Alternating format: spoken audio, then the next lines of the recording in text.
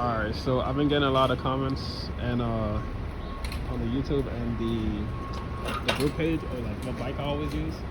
That's everyone's main question every time. It's this bike right here. It's an Arrow 9A.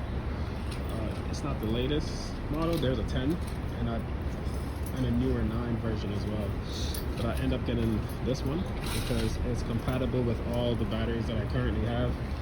So now I'm able to use, I believe, I have 5 batteries total. I have 4 batteries and the small battery on it. As you can see, I turned mine into a dual battery. This little bad boy right here, it was to install the battery and install was $500. It's pretty good. Surprisingly, it lasts way longer than I thought it would. I mainly got it to go because I ride from Brooklyn to Manhattan. So I mainly got it for that reason, but it could last about like 4 hours depending on terrain, weight, stuff like that. I'm pretty heavy, so I only get about 3. And these are my other batteries. I had these two before I had this bike. I had an M&C bike before, so I have 2 M&C batteries, and I end up buying two of the Arrow batteries for the same brand as this bike. I'm not really too good with like specs into anything, so I do know it goes to 25 miles an hour.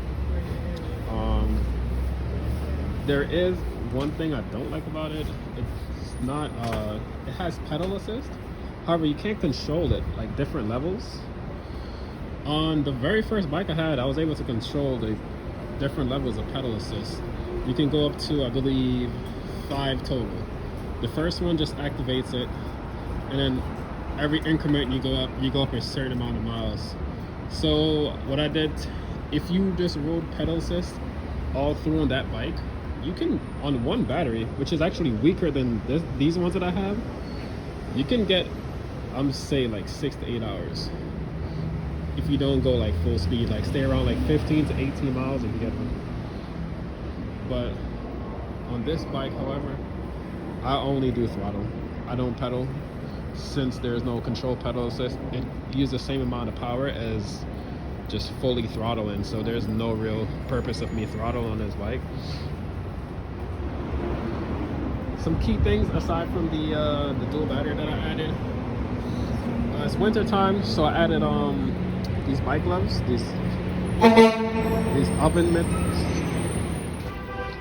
Yeah, I had to cut out. There's a truck just like kept honking. But I have these huge gloves that you put on. They go on the handlebars and they fit pretty comfortably actually. It's a little awkward at first when you first start riding, but you get used to it after maybe like a day, maybe 2 at most. It keeps your hand warm.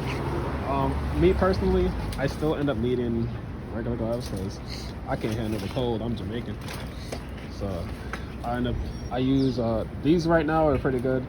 And when it actually starts snowing, when it goes down to like 30, 20 degrees, I have a double padded gloves. It's really thick. It's way thicker than this. And it has like a layer on the inside and a layer on the outside. So you get 2 layers of protection plus these as well. So that's what I'm going to use when it gets really cold. Another thing that on my setup is my phone holder. It's a quad lock. It's this little device right here. I use this as my phone mount. If you're riding a bike, please get a phone mount. I see everyone like riding around pulling their phone out their pocket, just being retarded. I'm like, you're gonna get hit by a car one day, like, because the 1 second is all it takes. Distracted on the road, and you can just get run over. This is half of the phone mount technically, because it is connected to my phone case. This version that I have, it comes with this and the phone case, so it's able to just lock in place. I'm gonna lock it right now. All right, right now it's currently locked in place on the phone mount, and it doesn't actually move around when you ride around and you hit bumps. The phone pretty much stays in place. I was using when I first started, I used to put the phone in my pocket.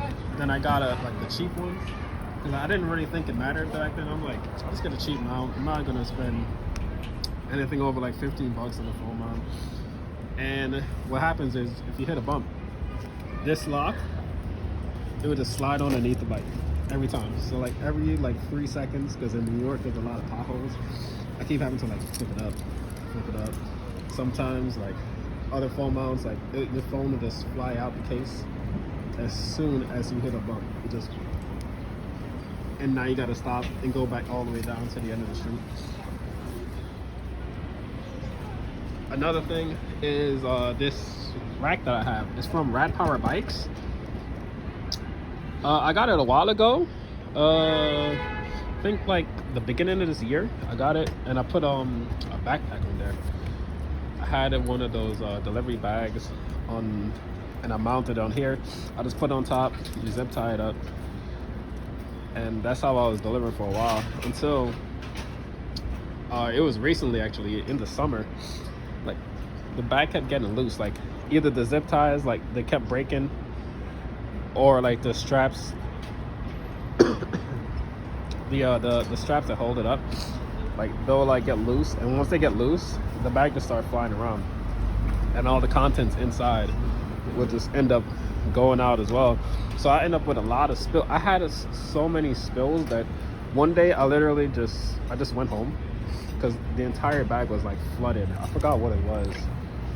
I think it was like a boba drinks. Like somehow I ended up spilling boba drinks. Like only I could do that shit. But I ended up spilling it. It ruined the entire bag, and I just went home, got mad.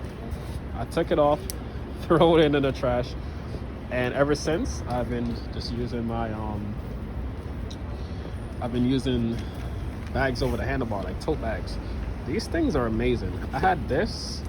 It's an Uber Eats tote bag. You can find it on their website. And I also had, I used the DoorDash one and the Grubhub one as well.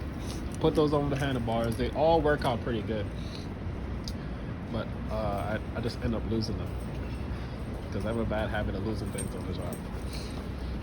But anything I put in here has never spilled, ever.